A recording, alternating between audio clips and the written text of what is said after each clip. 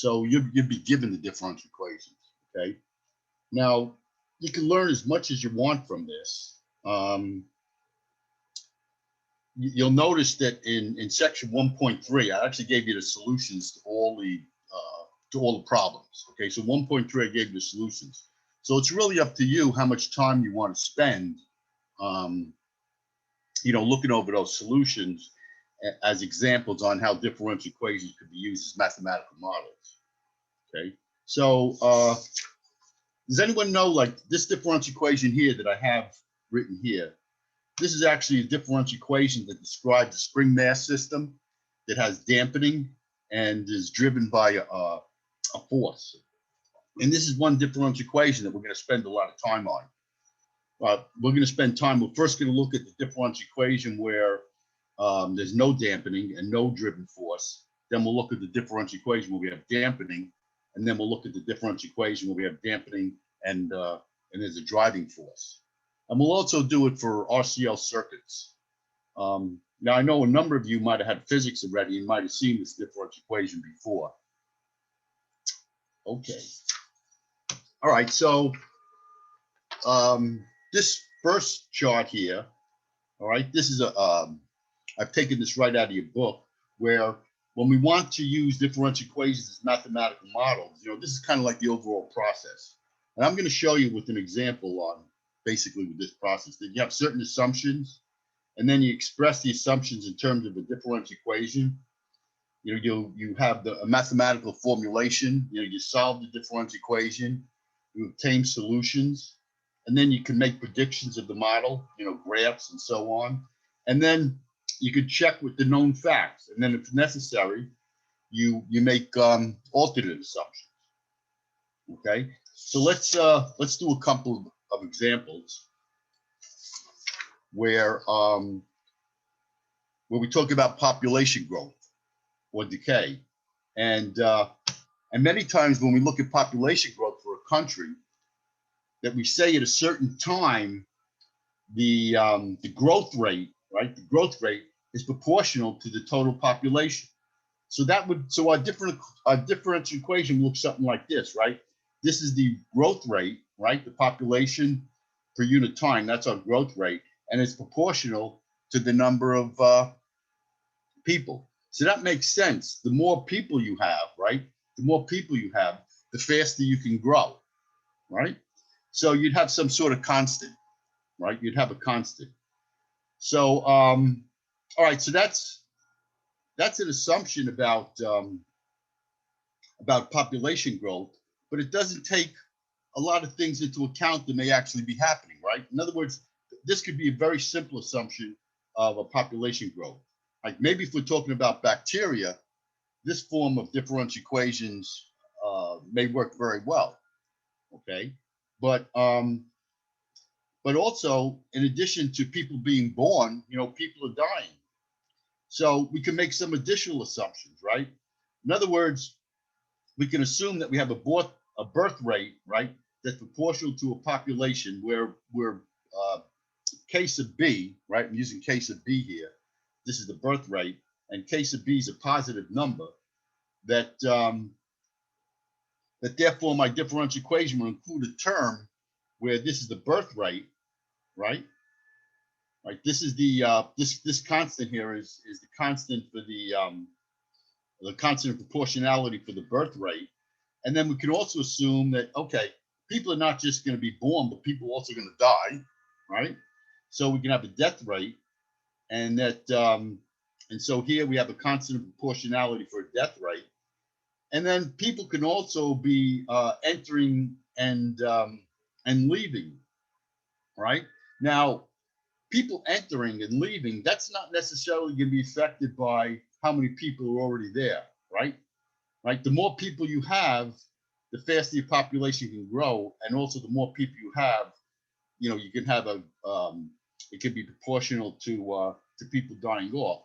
But if people are entering, right, that's not going to be. You wouldn't think that that's going to be proportional to the number of people who are already there. And if people are leaving, right, you would think that that wouldn't be proportional to the number of people that are leaving. So a better assumption for the population of a country would be the birth rate, and then proportional to the population, the death rate, and then proportional to the population, and then the rate in which people are entering, and we're taking that to be positive, and therefore the rate in which people are leaving, if we take that constant to be positive, then this has to be negative, right? People leaving would be negative, people dying here would be negative. So this would be, so you could start out with some simple assumptions, and then grow it into a more complicated differential equation, taking more things into account. Okay, so one of the things I want you to notice is that if the birth rate is equal to the death rate, right, and people are entering and the same amount of leaving, then the rate of change of the population growth is 0, right? So that means that the population growth remains constant, right? Right? This is just be a constant. All right. So any constant will satisfy this. So once again, if the birth rate and death rate are equal, and the people entering is equal to the people leaving, then this is 0, which makes perfect sense. Many times important to see if your differential equation, now this is a simple case, the differential equation makes sense, right? And you can see here it makes sense that, okay, you would expect this to be 0, and 0 means that the population remains constant, right? Population is not 0. The population just remains at some constant. And that if BK is greater than, in other words, if the birth rate is greater than the death rate, or the proportionality constant, right? And the same thing with if people entering is greater than people leaving, then you can have a growth. You can have population growth. And if the opposite is true, if the birth rate is less than the death rate, and people are entering less than leaving, then if both of these things are true, and both of these things are true, then you're going to have a population decay, right? You have population decay. Now, if this is greater than this, and this is, we would have to know what the constants are, right? In other words, if the birth rate was greater than the death rate, and then people, let's say people entering was less than people leaving, we'd have to know what those constants are to determine whether it was population growth or population decay. Right, so that's an example on population. Let me do one other thing now. Another improvement is that many times that when we talk about exponential growth, it may start out as exponential growth, okay? And let's say we're talking about a population of rabbits, all right, to use rabbits as an example. It may turn out that at the beginning, rabbits may grow exponentially, okay? But then it may turn out that at some point there's a lack of food, all right? So there's some sort of logistics issue where there's either a lack of food or so on. Let's see. Yeah, I guess I can't think of anything else other than lack of food for rabbits. Okay, so then what would happen is that a better improvement on the model will be logistics growth. So this is exponential growth looks like this. This is the differential equation for exponential growth, and this is the solution, right? The exponential growth is the solution. And then this is a differential equation for what we call logistics growth. And M is sometimes known as it's called the carrying capacity. So so you may only have a certain amount of rabbits. Now the other thing too, something that was actually current today, many times diseases like COVID-19, it starts out as exponential growth, but then as more and more people become immune, and then you get vaccines and so on, then eventually you reach once you get vaccine, then this thing could really drop down. But let's say you didn't have a vaccine, it would start out as exponential growth, and then as more and more people get the disease and they become immune, then eventually you would have a point where it would stop. Now it gets more complicated than that. It actually starts to go in waves. Okay. So those are two: exponential growth and logistics growth, and then what I talked about here. I don't need to go back to it. And then here, once again, we have a model, and this is a model, right? There may even be more factors that we want to take into account, but this is a model for the population of a country, where we have birth, death. We take into account birth rate, death rate, people entering and people leaving. Okay. What I want to do now is let's actually solve a problem. Now,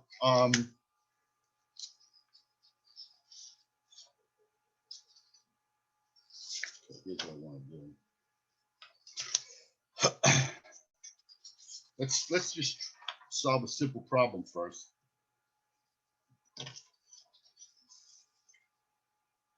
I'm going to give you a second to think about the problem, and then I'm going to do it. Okay. So in this case here, we have a population of a community is known to increase the rate proportional to the number of people present at time t.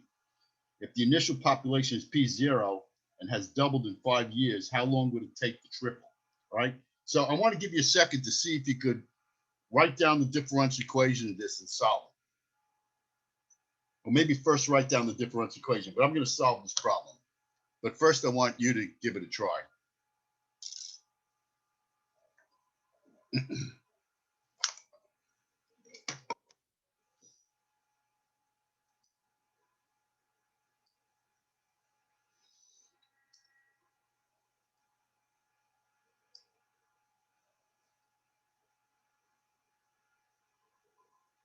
All right. So once again, you have a population. So you could read. I assume you could read it, right? Now the solution is in my notes too. All right. The solution to this is in my notes. But don't look at my notes. Try to figure it out on your own. And I'm going through this problem, and you have this problem for homework. But chances are you may look out. You're gonna have different numbers. Okay. So this is one of the problems you have in 3.1. And maybe instead of this number being 5 years, you may have 4 years. So I do want you to do this problem. But right now, I'm going to do the problem for 5 years. Back in a second. Oh, let me. I don't have my video. I'll turn my video on.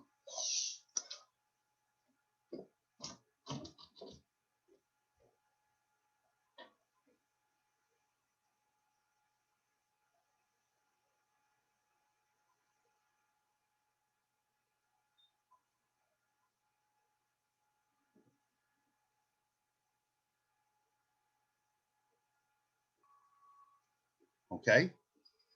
Right. They're telling us in the problem that the rate of the population of this community is proportional. So we have some constant k times p, right? So this differential equation is real simple to solve. Matter of fact, you probably know what the solution is to the differential equation. Now, let me say this. On the first exam, you're not going to have any problems where you have to write down the mathematical model. In other words, but what we're doing now is we're actually getting practice in solving differential equations. Okay, we're getting practice in solving the differential equations, but you're not going to have to on the first exam, you're not going to have to come up with the differential equation. Okay, and for the most part, with the exception of maybe a mixing problem and population growth, you won't have to come up with the differential equation. They'll be given to you because, like I said, it's not a physics class. Okay. So let's see. What am I doing here? I'm just rewriting this. So let me solve this differential equation, and we'll see how do we use the information to come up. They want to know, right? They want to know that. Let's see.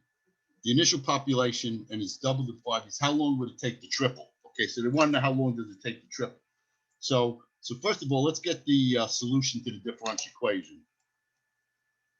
So I can write it like this.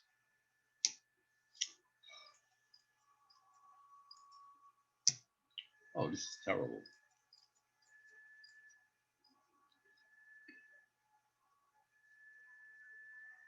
Right? And I can integrate both sides. Right? And then this is going to become the natural log of P, right, is equal to KT plus C, right? I forgot the K here. Okay. So now I could take the exponential of both sides. So this will become P is equal to, hope everybody knows by now, I can write this as CE to the KT. Okay. Now we're told that at T equals 0, we get P0, right? We're told in the problem that at the time T equals 0, we have P0, right? Let me know if I go off the page. So, so let's see. All right, so this means that P0 is equal to EC to the 0, right? If I put 0 in here, and K times 0 is 0, so that means that my C is equal to P0, all right? So my equation now is P is equal to P0 E to the KT. Now I don't know what K is, right? I don't know what K is, but I'm told in the problem, right? I'm told in the problem that that the that if the initial population doubled in 5 years, how long would it take to triple? So I'm told the problem that the initial population doubles in 5 years, right? Right. So that means that 2P0, it's going to double in 5 years. 2P0 is going to be equal to P0 times E to the K times 5, right? So I'm using that information in the problem. And you see now I can calculate what K is, right? The P0s cancel out. P0s cancel out. And I get 2, right, is equal to E to the K times 5, right? And so let's see. Now, if I take the exponential of both sides, I'm sorry, if I take the logarithm of both sides, right? And then I get that the natural log of 2 divided by 5 is equal to K.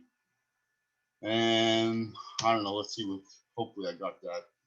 Okay, so this, I got the number here, right? The number's here. So just let me write it here. I'll move up the paper in a second. Okay. All right, so that's what K is, right? So now I got what K is. Now they want to know, let's see, they want to know the time for it to triple, right? So to find the time that it triples, I'm now just going to say that 3P0 is equal to P0 E, and now I'm just going to use this number here. And I can also make this the log of, you know, if I wanted to get a more accurate result, instead of using K, I can actually put up here the log of 2 divided by 5. But let me, we calculated what K was, so this turns out to be 0. Let me try this one. Maybe this is better. This turns out to be 0.1386 times T. And I just have to solve this for T.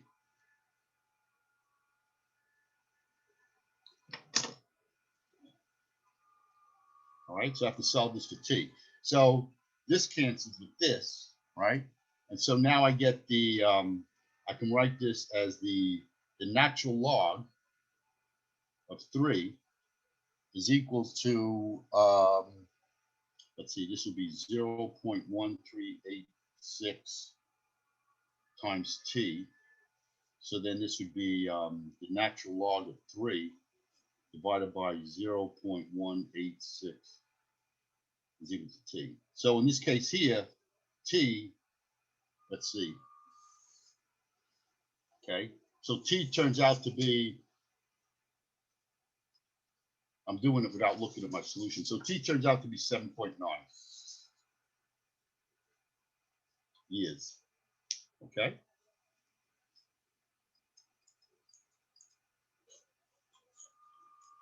All right. So T turns out to be 7.9 years. Any questions on this? So once again, I want you to do this problem, but instead of having 5 years, you may look out and have 5 years, but do this problem and you'll have, chances are you'll have a different number of years. Okay. All right. So, and then the next one, then they say do it for how long would it take to quadruple? Well, I think you can see it here. It's the same thing.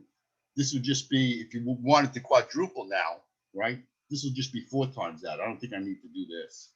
Okay. So here, all right. So you see, we had to use the initial condition. We had to use the condition too that told us that if the initial population doubles in 5 years, we had to use that information. The initial population doubles in 5 years in order to find out what K is. All right.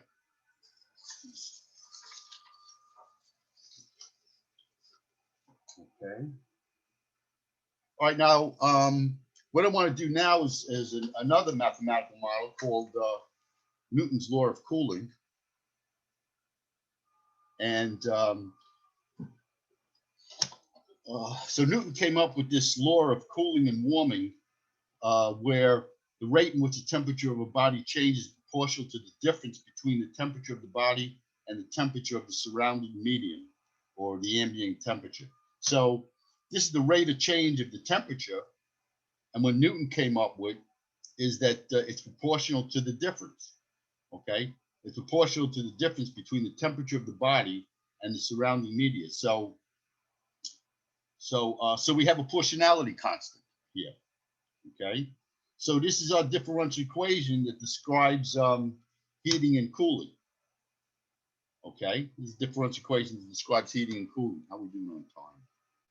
Okay, so well, before I do want to solve the problem, but let me continue with some of the mathematical models.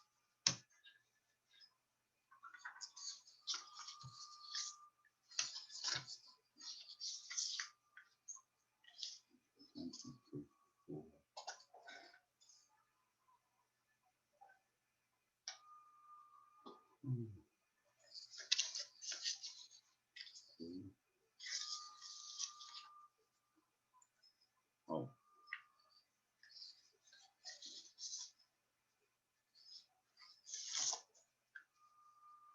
Okay. So now I want to talk another piece of paper here.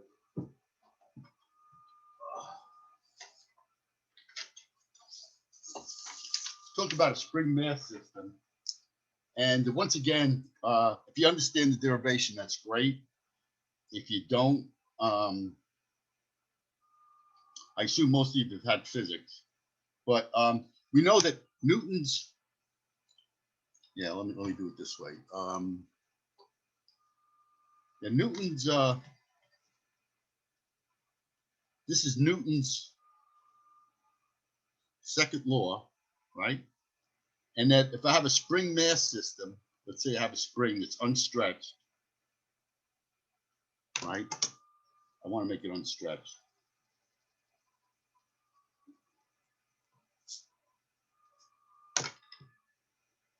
Okay. And now I put a weight on it. Okay.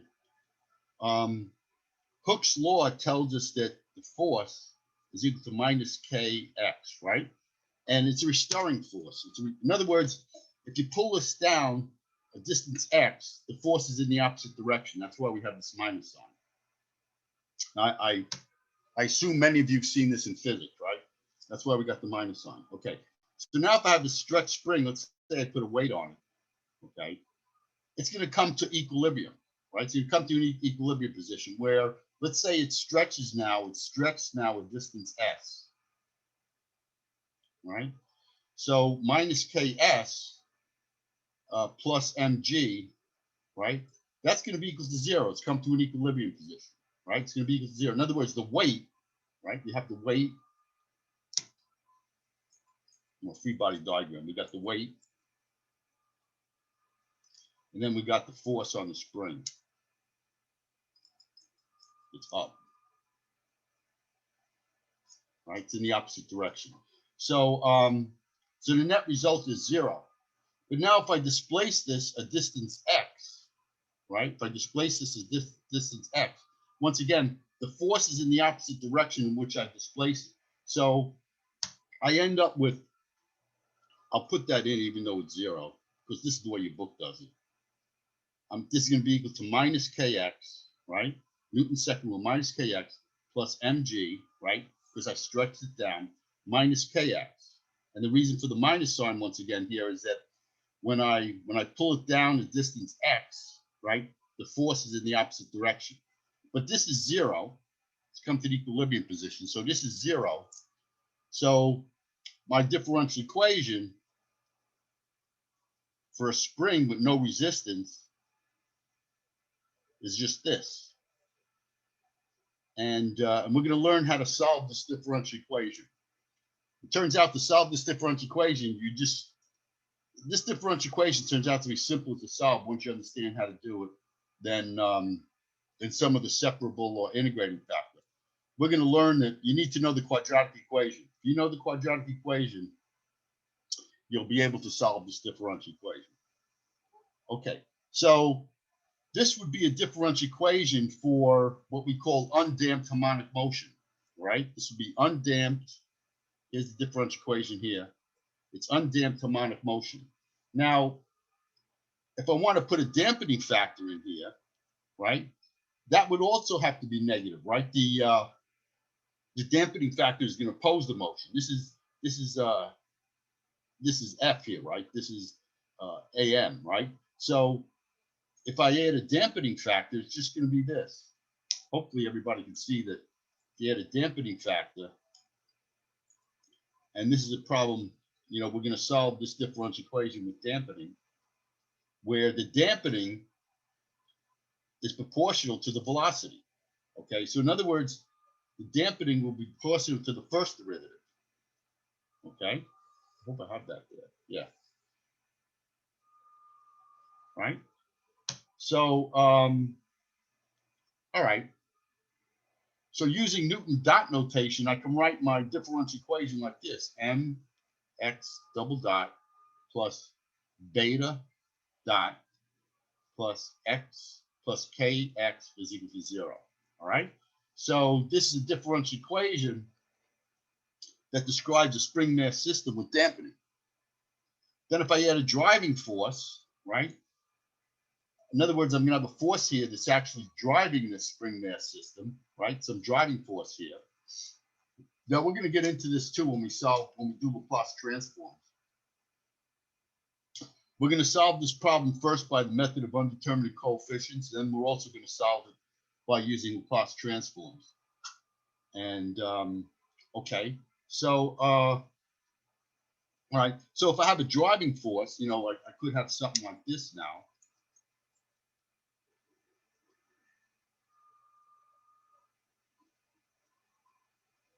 And maybe some function of x. Now maybe this could be something like this driving force. Maybe I have a driving force here, which is say the cosine of some angular velocity, right? That's driving this spring mass system. It turns out that we'll see that when this angular velocity is equal to this, this would have a certain resonance, right? This could have a certain resonance. And if these two are equal, well, this too can have a certain angular velocity, and this has a certain angular velocity. If the two are equal, we have resonance. Okay, so we'll talk about that. But so the differential equations that we have here that we're going to be looking at in the future is the undamped harmonic motion, right? And then the damped harmonic motion. And we'll start getting into this next week. and or maybe the week after, and the undamped harmonic motion, right? Excuse me, we have the undamped harmonic motion, the damped harmonic motion, and the damped harmonic motion with a driving force. So we're going to look at all three of these. Okay.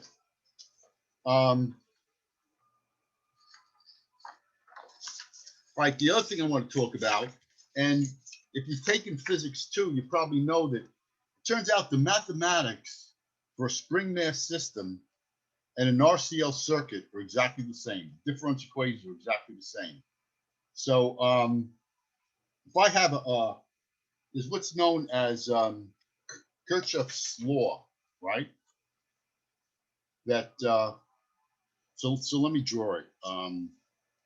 Let's say we have a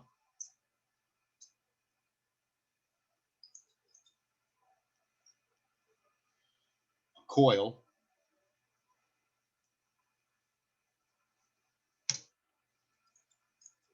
We have a resistor. This thing is driving me crazy.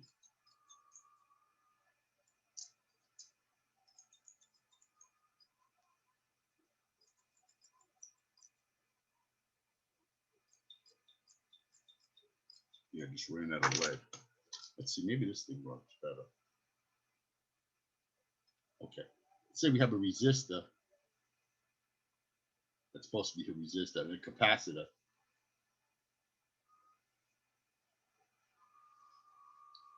My notes, it's nice and neat. So this is a resistor.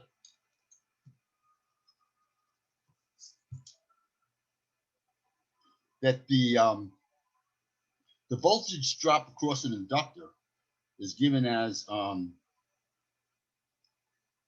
know if you're taking physics 2, you would know this. If you didn't take physics 2, you probably won't know this. But the voltage drop across a conductor is given by this, right? The voltage drop across a resistor is just I times R.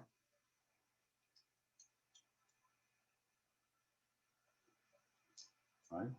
And then the voltage drop across the capacitor is Q divided by C. Okay. Now, so what's going on here? There's what's known as Kirchhoff's second law tells us that as I go around the circuit, right? In other words, the if this is a varying current, let's say this is that this minus the voltage across the inductor, which is L, minus the voltage across the resistor, minus the voltage across the capacitor is equal to 0, right? That's all we're doing. So this is, I have this varying voltage, right? And then I have the voltage across the inductor, right? The voltage across the resistor and the voltage across the capacitor, that this is equal to 0, right? When you go around a circuit, the input voltage basically has to be equal to the voltage drops. Now, most physics books don't refer to this as a law, they refer to it as a rule. Okay, so anyway, so I have a differential equation now where, let's say, E could be actually be a function of time, is going to be L the I dt plus I R plus QC, right? Now, Q, the current, right? The current is just equal to, in other words, the current is equal to the Q dt, right? The current is actually the first derivative of the charge with respect to time. The amount of charge that goes by per unit time, that's the current.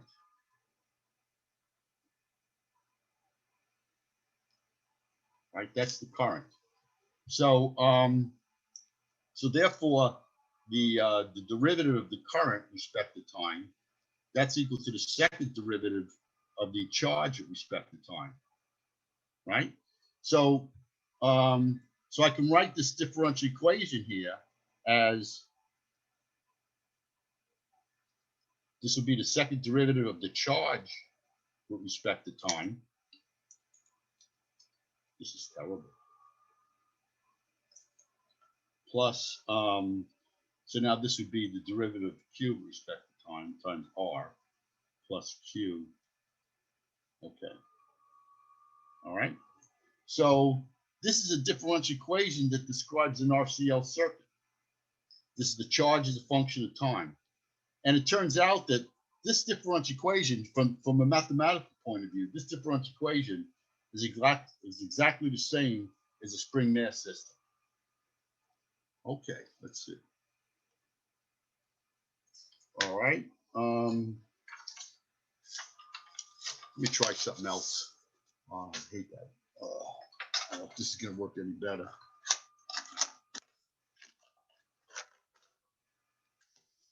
Okay.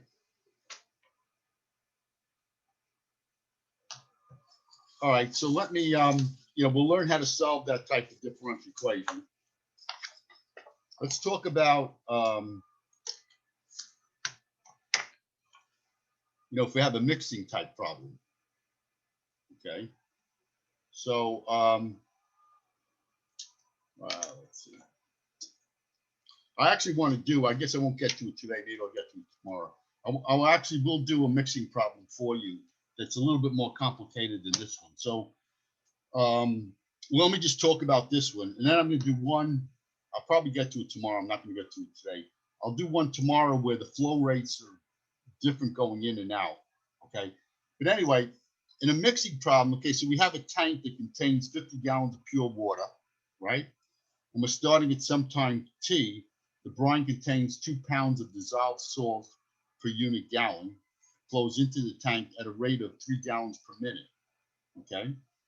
So the mixture is kept uniform by stirring, and well-stirred mixture is simultaneously out at the same rate. Okay. So the way this works is that the change in the amount of salt per unit time, right? This will always be the differential equation. What you got to figure out is the rate of salt in and the rate of salt out. But the change in the rate of the salt per unit time, right? The amount of salt per unit time is going to be equal to the rate of the salt in minus the rate of the salt out. All right. So once again, you're going to have to figure out what's the rate of the salt in and what's the rate of the salt out. All right. So they tell us in the problem here that the rate, right? They're telling us that that it's 3 gallons per minute, right? And that 2 pounds is dissolved per gallon, right? So the rate in which the salt is going in, right? You could look at this in terms of dimensional analysis, right? That the rate in which the salt is going in is 3 gallons per minute, and there's 2 pounds per gallon. And so the rate of in is pounds per minute. Now, when you solve these type of problems, when you figure out what the salt in and what the salt out is, when you figure out what this, make sure that your units, if you work it out, that your units are pounds per minute, because that's what we're looking for. All right. Now, what's a little bit more complicated is the salt out. So the salt in is easy in this case, right? You were told in the problem that we got 3 gallons per minute and 2 pounds per gallon. So therefore, the rate in is 6 pounds per minute. Now, the salt going out, you have to remember now that the salt going out is going to be the, how many, we don't know what A is, right? In other words, it's going to be the pounds of salt that are in the tank at the time divided by the gallons that are in the tank, all right? So the rate of the salt out is the pounds of salt that are in the tank at the time divided by the 50 gallons, right? And then once again, we're told in this problem here that the rate out is the same as the rate in. So once again, we have 3 gallons per minute. So so in this case here, it's A times 3 divided by 50, right? So the salt out, I hope you see this, that the salt out, you got to keep in mind that the salt out is going to be the amount of salt that's in the tank at a time t. That's why we got the A here. So then, so once again now it's right. So this is, so 6 do this here. So 6, right? So 6 is my pounds per minute, just forgetting about the units. And here I got 3A over 50, right? So this is my rate. This is my rate of salt in, and this is my rate of salt out. So therefore, this is my differential equation. And when we solve this differential equation, we could get the now is all we need to do is solve this differential equation, and we can get the salt at any time. And we're also told in the problem here that the initial condition is at time t equals 0, we got pure water, right? Time t equals 0 is we have pure water. So that's our initial condition. Okay. So that's I do want to solve a problem. I'm not going to get to it today, or maybe I will. Let's see.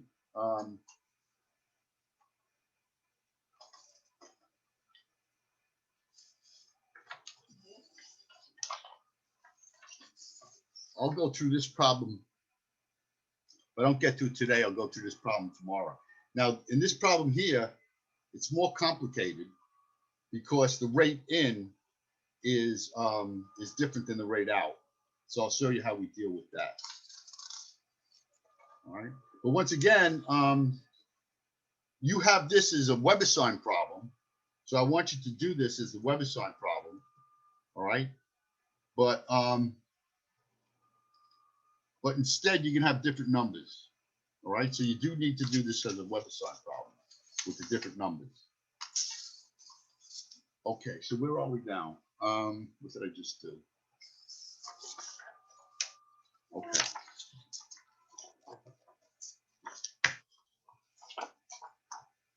All right, so now I want to talk about systems of differential equations. And we'll be solving systems of differential equations towards the very end of the course. But here's just like a little introduction to systems of differential equations. And so let's see. You might have heard of what's called the predator-prey model, where you have two different species of animals that interact within the same environment.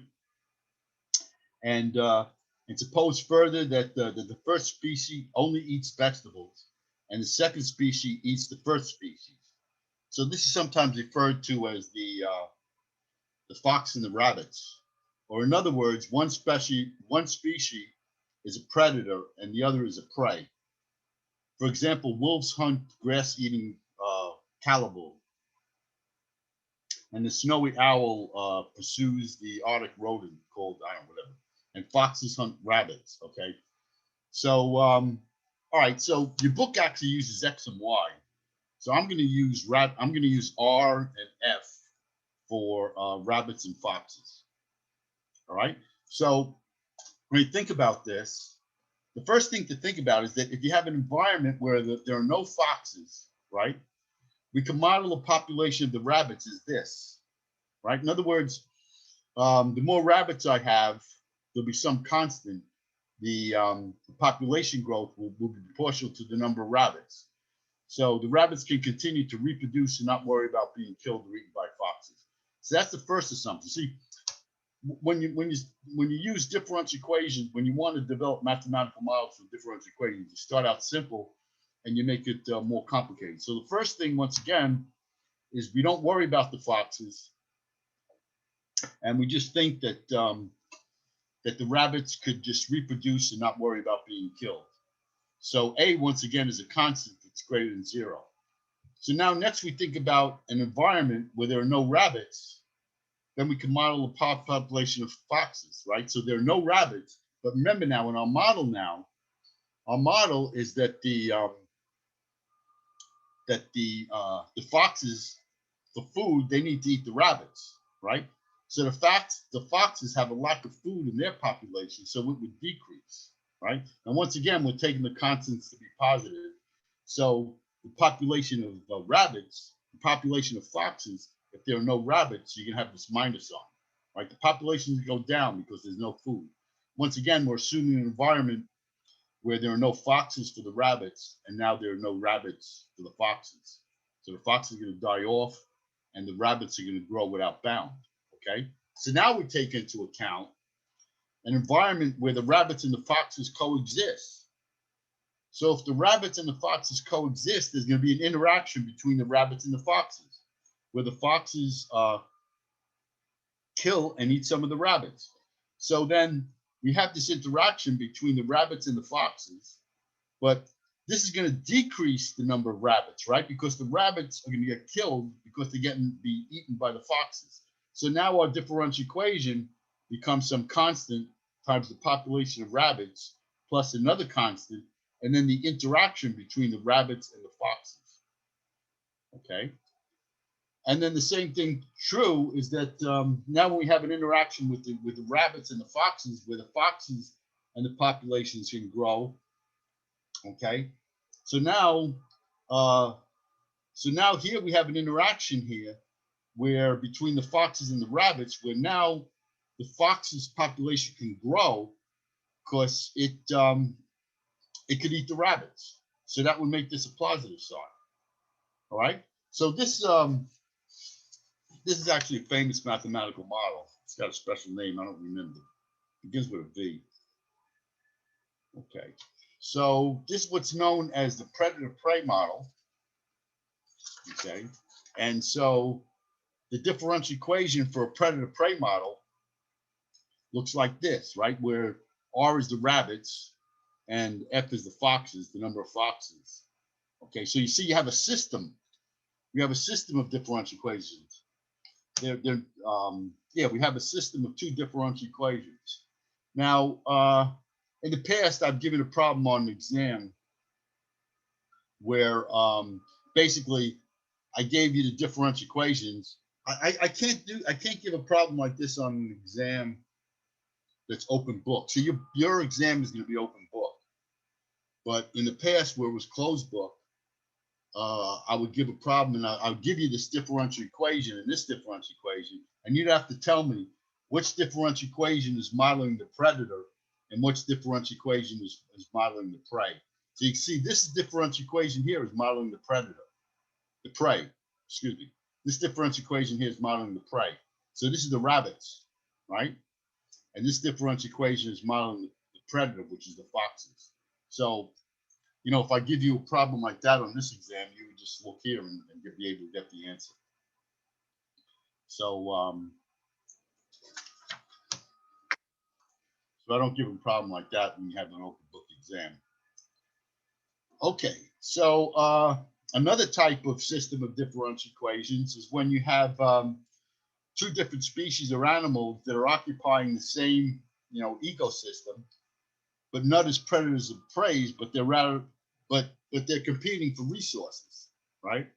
They're competing for resources. So in that case here, let's say you have some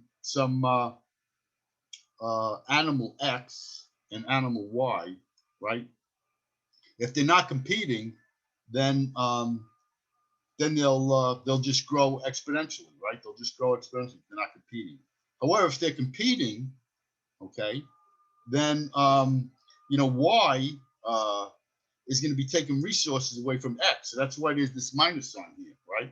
Y is going to be taking whatever Y is representing, the animal that Y is representing, that's going to be taking resources away from X. So you'd have a minus sign here. And the same thing here is true, is that X will be taking resources or food away from Y. So you'd have this dy. So this is an example of a differential equation where you have two different types of animals that are competing for food or living space. All right, and we'll solve differential equations like this towards the end of the class. But now you can also assume. Previously, I didn't assume an interaction, so you could. Depending upon what the constants are, maybe this constant's so small that you don't have to consider it. But we can also assume an interaction, right, between the two different species. So, here we didn't assume an interaction. We just have some constant times X, and here we have a constant times Y. Here we can assume an interaction, right? That's all we're doing here is assuming interaction. And then we can also assume, remember we talked about exponential growth and logistics growth. So I can also assume a logistics growth, right? So in other words, going back to here, instead of assuming an exponential growth for each one of these cases here, I can assume a logistics growth, right? This would be a logistics growth. And then you can combine these two, right? You can see that if I just take this and put it in here, right? Let's see. Yeah. And basically, so this this differential equation here would actually be describing a competing model where you have an interaction for competing resources, and the growth is growing logistically as opposed to exponentially. Okay, so you'd have a system of two differential equations. All right. How are we doing on time? Okay.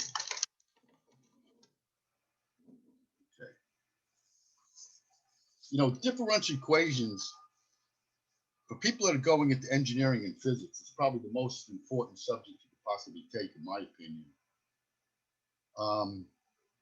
You know, because everything's governed by differential equations.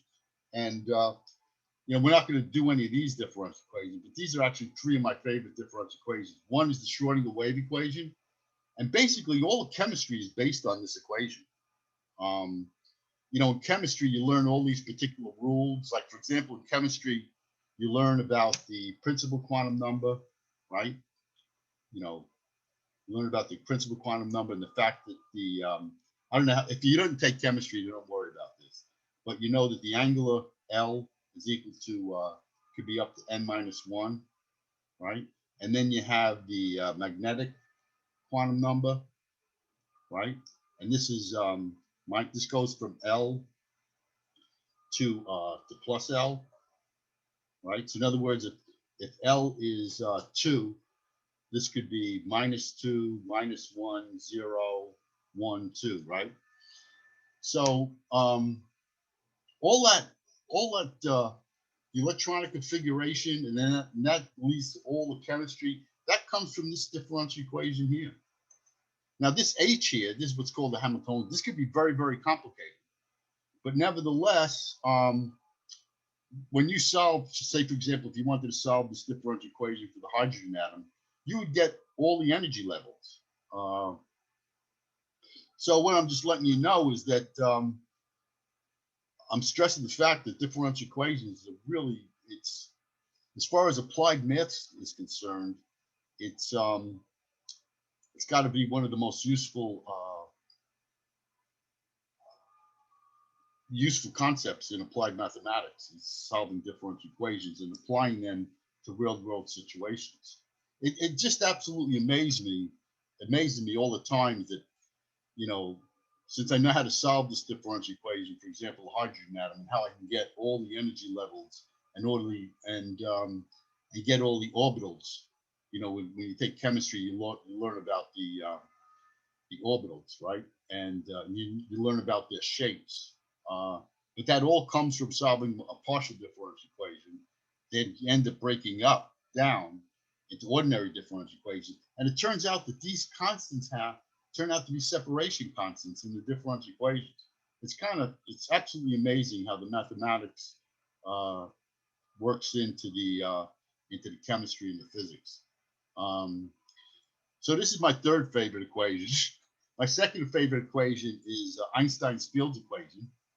And once again, you know, we're not going to touch any of these, but I'm just stressing the importance of differential equations. And this is actually a shorthand notation for tensor differential equations. And finally, my favorite differential equation, this is the Lagrangian for quantum electrodynamics.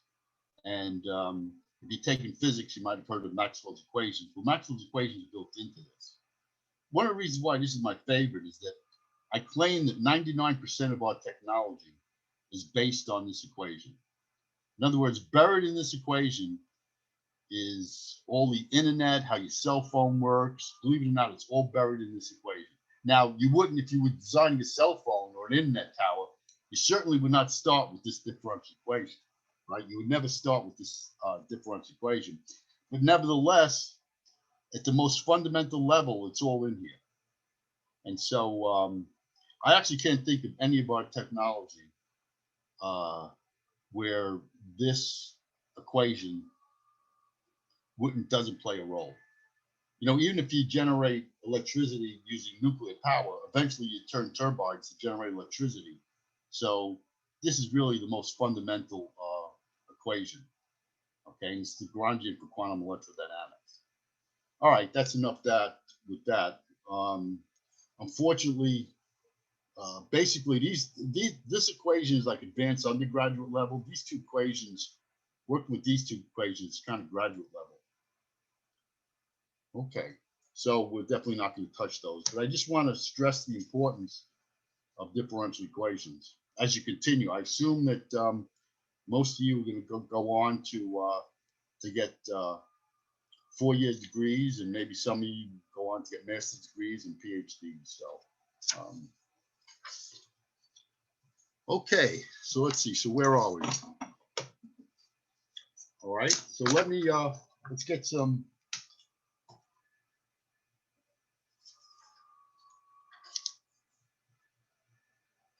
Let's see. I didn't want to write on that.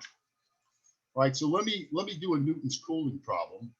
This one's but let me give you a second to think about this. You see the problem? Let's see.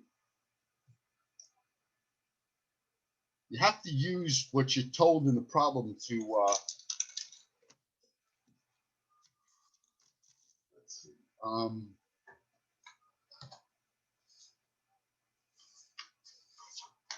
Try this here.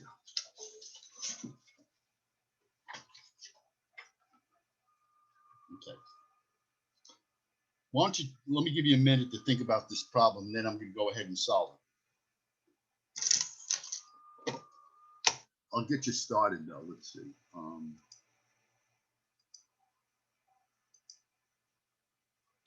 The differential equation. I'm going to try this now. The differential equation.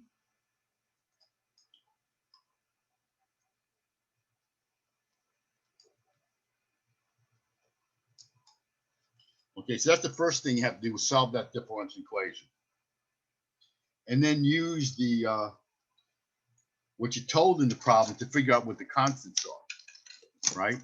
So you're gonna have two constants. You're gonna have a constant C. Yeah, you have to use the information in the problem to figure out what K is, and then you can have a constant, right? You'll use the information in the problem to figure out what K is, and also to figure out when you do. Remember, whenever we have a first order differential equation, we're going to get another constant C. All right. So you have to use the information to get what K is and get what the constant C is. Let me give you, I'm hoping that at least everyone can solve this differential equation for T, right? So that's what I want you to try to do. Solve this differential equation for T. It's pretty simple to solve.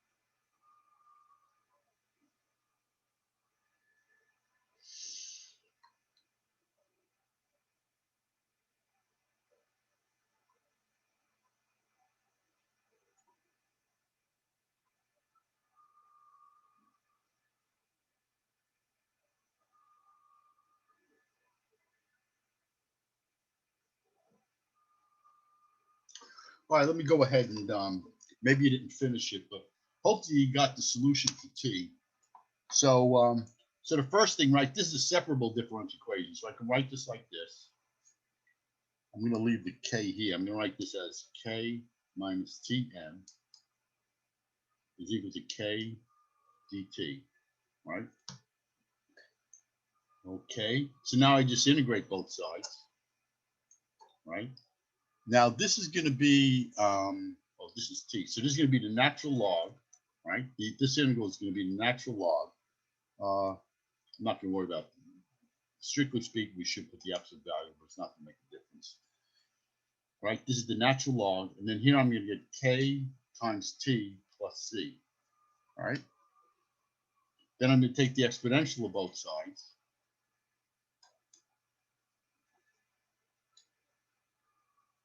Remember now, I can write this as e to the kt plus e to the c, but e to the c is also a constant, so I can just write this as c e to the kt. Right? So so let's see. So now I got t minus t is the ambient temperature m is equal to c e to the kt, and I can write this as let's see. I can write this as t now is equal to e to the c kt plus t to the n. Okay, so that's the solution to my differential equation, right? That's the solution to the differential equation. I'm not going to go off the page, am I? Okay, good. All right. So so now what? Well, we don't know what C is and we don't know what K is. All right. But I can use the information that I have in the problem to get what C and K is. First of all, I'm told that, I guess I can put it up here. I'm told that Tm is equal to 30, right? That's the ambient temperature, right? It's taken outside. So that's going to be our ambient temperature. Okay. And at time t equals 0, I have 70, right? It's 70, right? Yeah, time t. So I can use these two conditions to get C is, right? So so let me do that. So I get now that and this is 0, right? So let's see. I want to make this clear, right? All right. So I'm getting 70, right? When I put 0 in here, I'm getting 70 is equal to C e to the 0, right? Because this is at time t equals 0 plus 30, right? Plus 30. So this is just 1, right? So this is 70 minus 30 is equal to C. So this is 40 is equal to C, okay? So now I got what C is. C is equal to 40, right? So now my equation is T is equal to 40 e to the kt plus plus 30. I guess I'll put in the 30 plus 30. Okay, so that's my equation.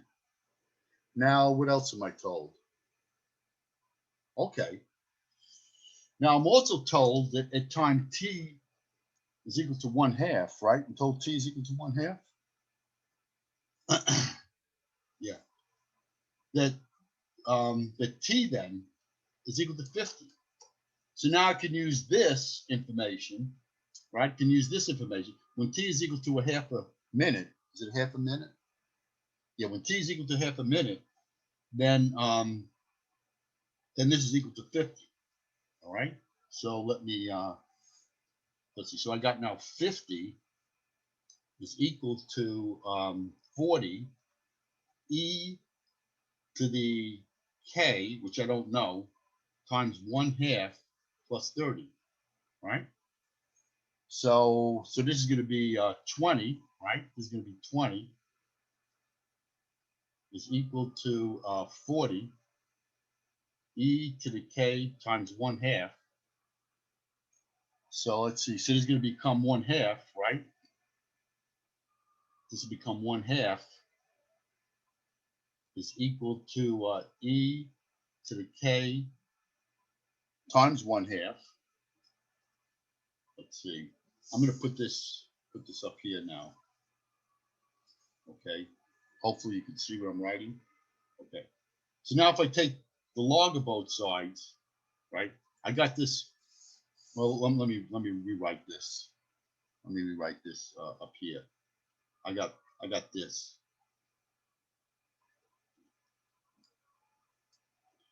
So let's see. So I can write this as taking the natural log of 1/2, and then this is going to be k times 1/2, right? If I take the natural log of both sides. All right. So now I got 2 times the natural log of 1/2 is equal to k, right? Yeah, k. Okay. So k is going to turn out to be negative, right? If I have a fraction, you have a logarithm. If you take the natural log of a fraction, this is going to be negative. Now I don't know what is it. I have to. Okay, let me take a look. I don't know what it. I got to look here now. Okay, so I did everything right. Okay, so k turns out to be minus. Let me just write it. I'll prove it up in a second. Okay, so according to my notes, k turned out to be this. All right. All right. So then once we have that,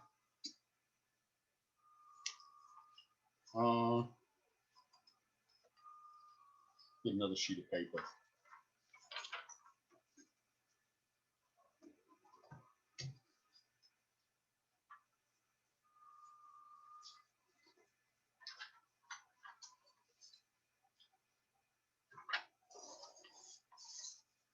Let's see. So now I have what k is. So let's see. So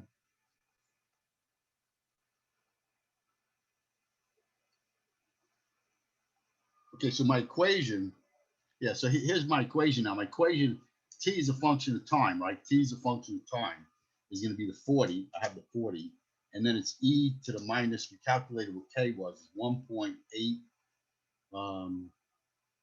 times t plus 30.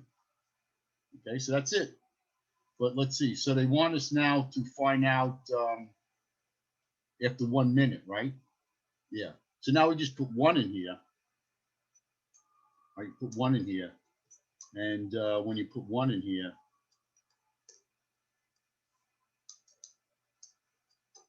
this turns out to be, according to what I have here, this turns out to be, I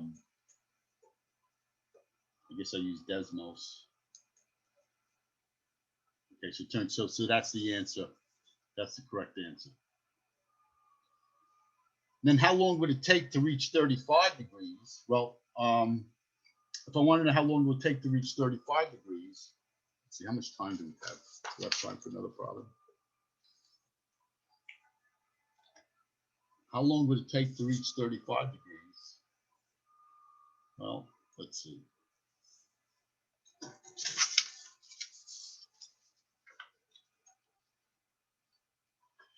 Well, here's the equation, right?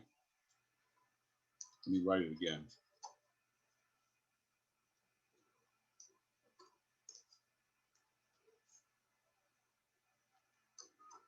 Okay. So now how long would it take to reach 35 degrees? All right. So I just put in 35 here. And we have to solve this for t. Right? Put 35 in here. We have to solve this for t. So this is what? This is going to be a 5/40. Right? E is equal to e to the minus 1.8. Then, okay, then take the exponential of both sides. Right? If I take the exponential of both sides, this is going to be the natural log of 5/40. And then this is going to be minus 1.386 times t. Now this is going to be a negative number, right? So this is going to, and this is a negative number. So the negative number is going to give me a positive number. See, that makes sense. The time If you end up getting a negative time, then you did something wrong, right? So this is negative, and this is, yeah. Whenever you have a logarithm of a fraction, it's always going to be negative. So this is going to be 1 over minus.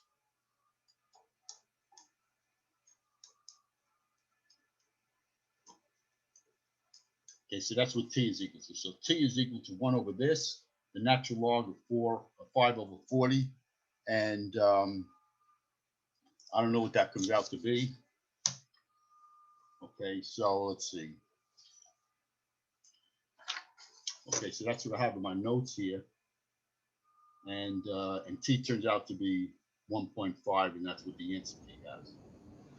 Okay. Any questions? I have a question. Sure. Um, is it 1.5 hours or minutes? It's Because minutes. It's minutes. okay, And we're dealing with minutes. Everything is in minutes. but they said up there half an hour. Oh, oh, sorry, my bad. It's a half a minute. Okay, I see. Okay. I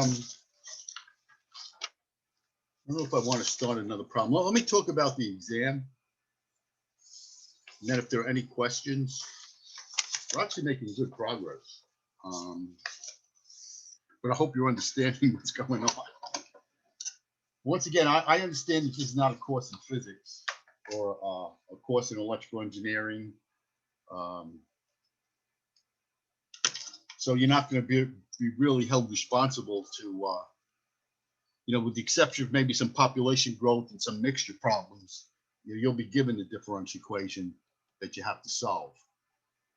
Okay. I guess what I want to do, let's see.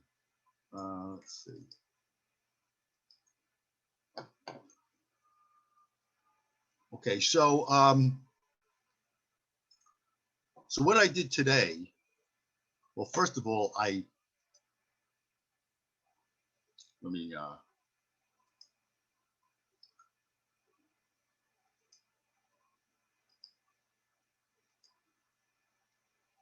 okay, hopefully you're seeing my screen now. Okay, so what I did today, everybody's looking at my screen. Yes. Okay, so I went over. Okay, I went over these lecture notes.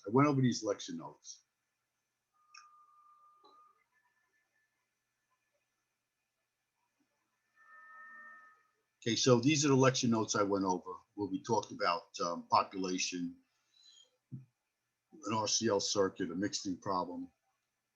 Okay, so this is what I went over today. Now, I gave you a WebAssign 1.3. Now, how much you want to? I actually gave you all the answers. Okay, but I do want you. It's up to you how much you want to learn. I mean, you could just without even reading this, you could just take my answers and plug them in here and get credit. So it's up to you how much you really want to understand. So I gave you the solutions to these problems. And now see here, you're not solving this. In these problems here, you're just setting up. These problems, you're setting up the differential equation. You're not solving the differential equation, okay? So I gave you the setup. I gave you how to set it up. So this was a problem. There's you have this Newton cooling problem. And like I said, if you want, you could just plug these numbers in and get credit. So I'm leaving it up to you how much you want to learn. You can learn a lot in this class. So here too, I'm giving you the solution to this is the solution to the problem. So everybody should have no problem getting this correct. All right, you have the answers. Okay, so now here's a problem where the rates are different, and I'm going to go over a problem like this. I'll go over a problem like this the next time. I'll actually go over the solution. This is just setting up the problem where the rate going in is different than the rate going out. Now, in this problem here, I really want you to do this problem. Chances are you're going to have a different, you see this red, so you're not going to have 50 gallons. You're not going to have 500 gallons. You have some other number here. Right, so that may be the only problem where you're going to have to, this one here, well, it's going to be different.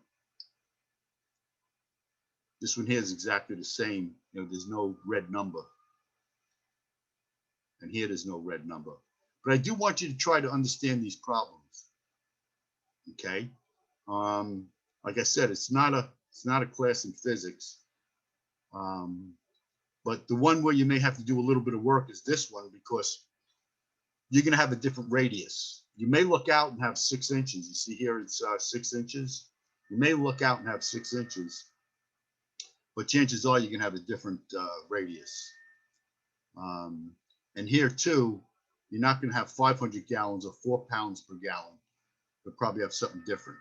But still, though, I want you to, this problem in particular, because it's really not a physics, it's more of a rate type problem.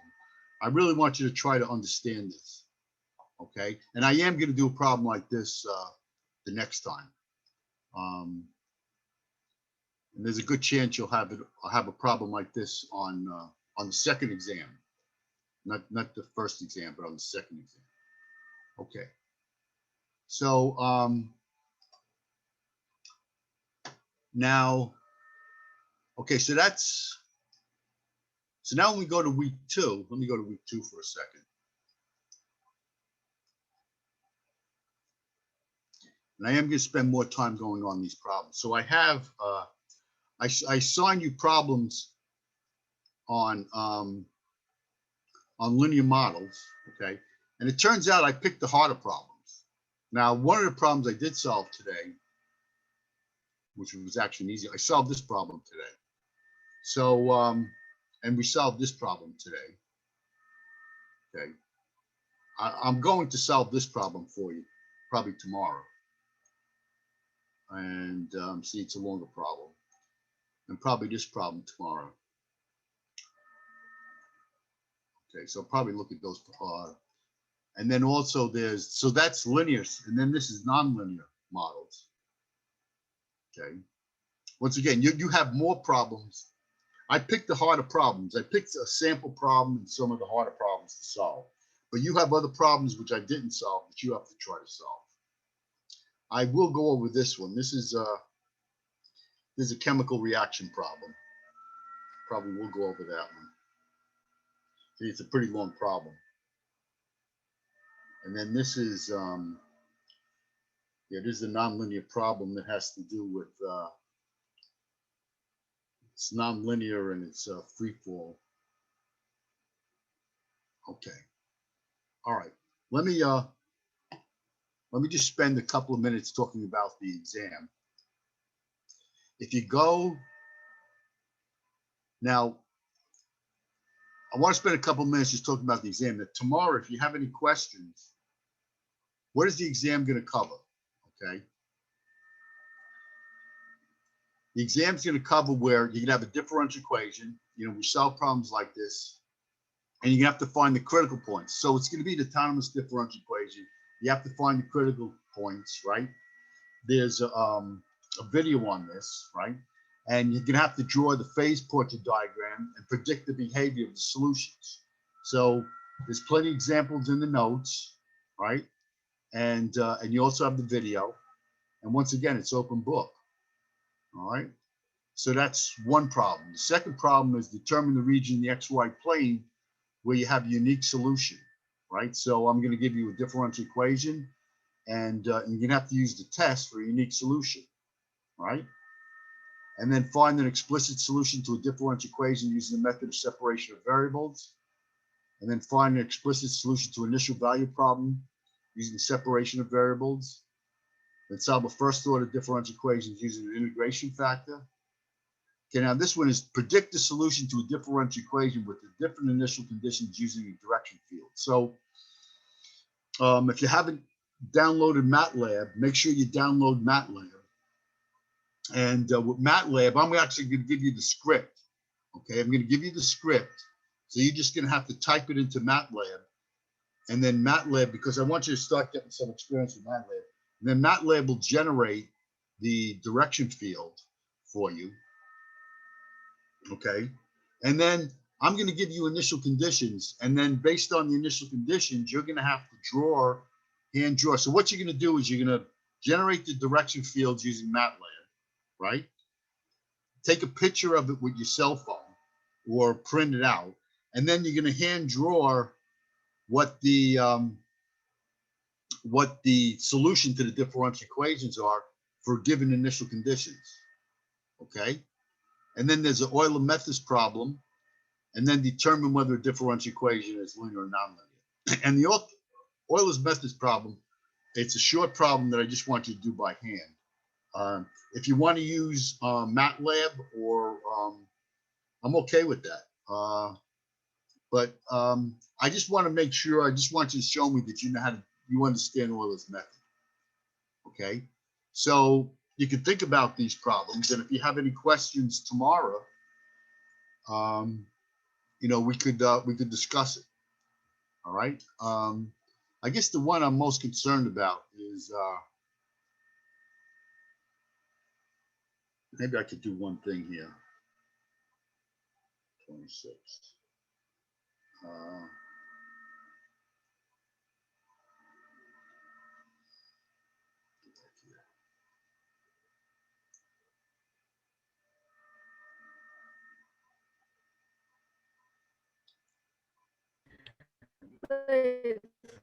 Professor, Yes, Zach, someone have a question? like for one of the MATLAB, right? Yes. Excuse me? Can you hear me? Yes. Yes. So you say one of the topic we need to use the MATLAB, or you can hand draw it yourself, right? No, you're gonna have to use MATLAB. Oh, you need to use it. Yeah, Okay. the MATLAB is actually a requirement in this class, just to make Okay. the MATLAB. But let me, but I give you the, I'm going to give you the script.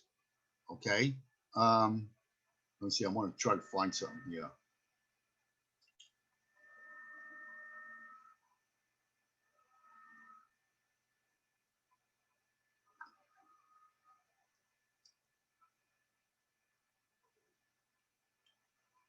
Let's see. Maybe is it here? Let me see something. I don't want to do that. It's a video.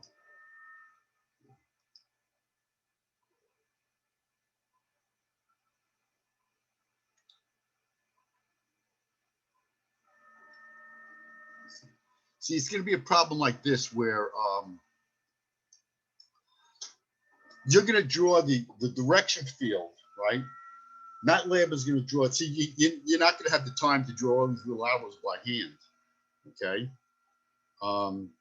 So I'm going to give you the script, and MATLAB is going to do a picture that looks like this. And then you're going to hand draw that. If I give you an initial condition, like if you have an initial condition like this, you're going to hand draw what the solutions look like. So in other words, if you're starting out here, right? If I'm starting out here, if I start with an initial condition here, I have to follow the direction field, right?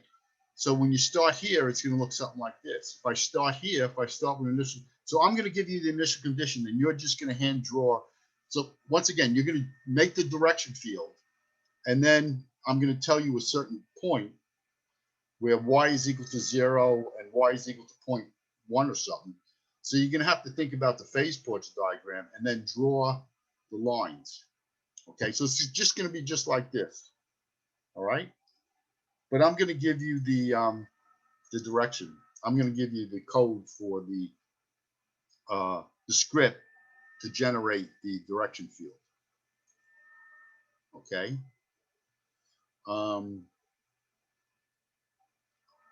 Last time I taught this class, most of the students got it right.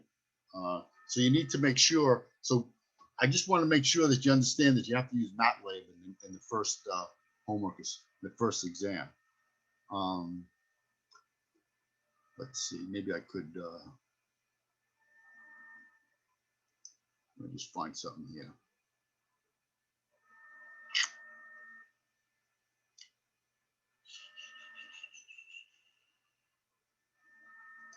Let's see something.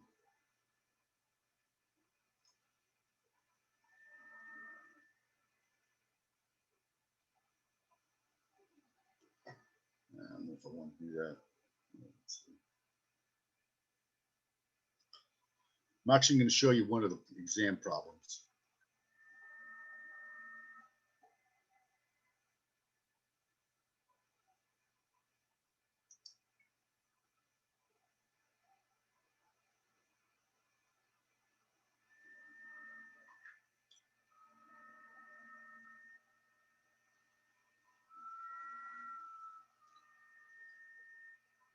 Okay. Now, what the heck's going on here?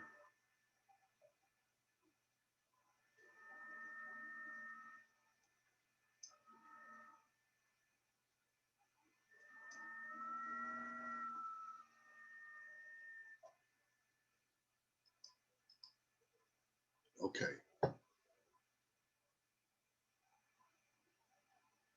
You know, if you wanted to get started on this problem, you actually can. Let me go back to sharing.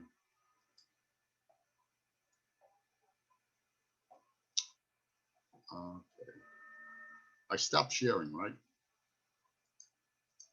Yes. Yeah, okay. Go back to sharing now. Okay. Now, if you want to take a picture of this with your cell phone.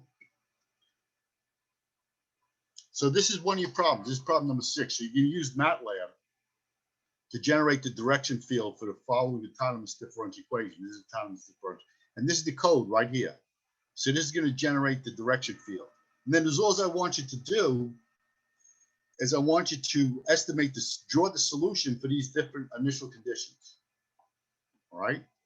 So you have an initial condition where it's equal to 8, where it's equal to 0.1 and minus 0.1. So you're gonna have to find the critical points, right? You're gonna have to find the critical points. Okay. So I know sometimes students have trouble with MATLAB, so that's why I'm showing you this problem here. Okay. Any questions? A piece of cake, right? Piece of cake. Piece of cake. And I did tell everybody that I give extra credit if you laugh at my jokes. And okay, then everyone's gonna start to laugh, right? Nah. And I actually take away 10 points if you don't laugh at my jokes. Yeah, that's not true. I don't take away 10 points if I was gonna ask about that. I take away 20. What? No, you know, hopefully everybody knows I'm kidding. Jokes don't count. I had a super quick question. Sure. Yeah, I just wanted to know when the exam would be made like available. Would it be through either Thursday. like what? Thursday? Thursday, right after class. Okay, thank you. Right after class, it'll be available. But you could actually get, you know, you get started on 6 now if you want. Okay, thanks. So yeah, it's Thursday right after class. So this is gonna be number 6 on the exam. Excuse me? Say that again? This is gonna be number 6 question on the exam that we have to Yes, do. that's right. I'm actually what you're looking at right now is this is the exam. Question number 6. There's 8 questions. Okay, so I'll let you get started on this one. All right, so I guess that's I got 12:35. So we'll do some more practice on solving differential equations. So so going forward, we're going to continue this week doing applications, right? We're actually not going to learn more mathematics, but we're going to be doing applications. And then the following week, we'll be solving second order differential equations with constant coefficients, and then we'll get into the spring mass systems and so on. Then power series, then Laplace transforms, then systems of differential equations. Okay, that's it for today. If anybody has any questions, I'll stay on and I'll see you all tomorrow. Professor. Yes. So I'm not really like familiar with the MATLAB and stuff. Can you say up there like showing me how to use it or like processing it? Okay, so you have no experience at all. Okay. Um, I so for my last class, it's like I have a difficulty like with downloading the program itself. So I had to like get my computer fixed. But I think right now it's like I have like the MATLAB in my laptop, but I had to see if like going to be like processed is like Yeah. good or I had to use another like platform. Okay, I'm trying to think when we could, Me too, Professor. I haven't used MATLAB before. I've always been using WordPress for my calculus 1 and 2 class, so I Okay. haven't used this before. okay. Yeah, I just saw somebody say that you can use the online version instead of downloading it. Yeah. Okay. Well, here's what, so do you have MATLAB downloaded? The two people at, Yes, I do. I already downloaded it on my computer. I just don't know how to- Yeah, I'm checking right now. okay. Well, here's, maybe tomorrow after class, but what I'd like you to try to do in the meantime is see if you can type this stuff in. Okay? Type Okay. this in the command window, and then I'll show you, see if you could type this in the command window, and then run it. But I could show you tomorrow, but try to get this typed in, okay? And then tomorrow we could spend some time. How's that sound? Okay. Okay. Yeah, that sounds very good. Okay. Okay. Yeah. Just type number 1 and 6, right? And leave the rest, the one that's at the bottom, out, and just type number 1 and 6. Right. You only have to type this in. Okay. This is what you need to type in. And yeah, turns out my computer isn't very friendly to MATLAB. You know, it runs, but it runs really slow. Turns out for me to run MATLAB, I can't have anything else running. You maybe have that problem too. I don't know. Okay. So give it a shot, and tomorrow after class, we'll spend some time. Okay? I have a question. Sure. Will we have some time to review over some of the topics for the exam, or? I wasn't planning on it unless people had questions. Oh, okay. Okay. So I guess I'll bring some questions tomorrow, if that's okay. Yes. I have a question. Sure. Well, for this example, you said that we have to solve the differential equation. Do we have to? No, you don't have to solve the differential equation. All right. So we don't need the script that is. I mean, we just need the script, but not the differential equation. Well, it's just that you're gonna have to find the critical points. Are they different from the initial? Oh. Right? You're gonna have to find the points where, well, you have to get the slope field, and then you're gonna have to find you have to set this equal to 0 and see where the critical points are. Now the slope field should show you too where the critical points are. Okay, I see. The first thing to do is to try to get the slope field using the script, okay? And then you want to try to draw the solution to the differential equations with these different initial conditions. Okay? Did I answer your question? Yeah, I see what you mean. Okay. Thank you. Other questions? Professor, I was gonna send you an email asking you to please take my exam tomorrow as well, if that's okay with you. Yeah, you want to take it tomorrow? Okay. Send me an email. Here's what you want to do. Send me an email right after class tomorrow. Okay. Okay. And I'll send you the exam. All right. I'll send you the exam. So send me the email right after class, and then right after class, I'll send you the exam. And you want to give me you need to give it back to me by midnight Thursday. Thursday, okay. Because I actually need you to help me with the number 6. So after number 16, I'll be able to do the exam. Okay, all right. Thank you. You're welcome. Any other questions? So Professor, so the exam, you will open it after the class is done, right, on Thursday? Yes, on Or during- Thursday, after the class, you'll be able to download the exam. And then you'll upload it before Friday, midnight. Okay. So it's like after class, I will be able to get into the exam, right? And then I Right. will have time until Friday. Okay. All right. Thank you, Professor. Okay, Okay, thank you, Professor. Have a good day. okay. And the exam's gonna be on Blackboard, right? Excuse me? Yes, It's on Black- Okay. you'll upload the exam on Blackboard. Because somebody was asking in the chat, asking if it's gonna be on WebAssign. That's why I'm asking it's gonna be on Blackboard. No, it's not WebAssign. Okay. Thank you. Have a great day. Okay, First, I have a question. sure.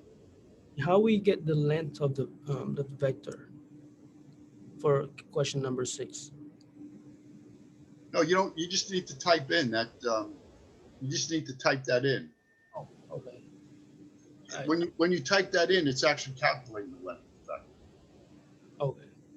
When you type that in, and run, it's going to generate that direction field. Okay, I see. Thank you. Okay.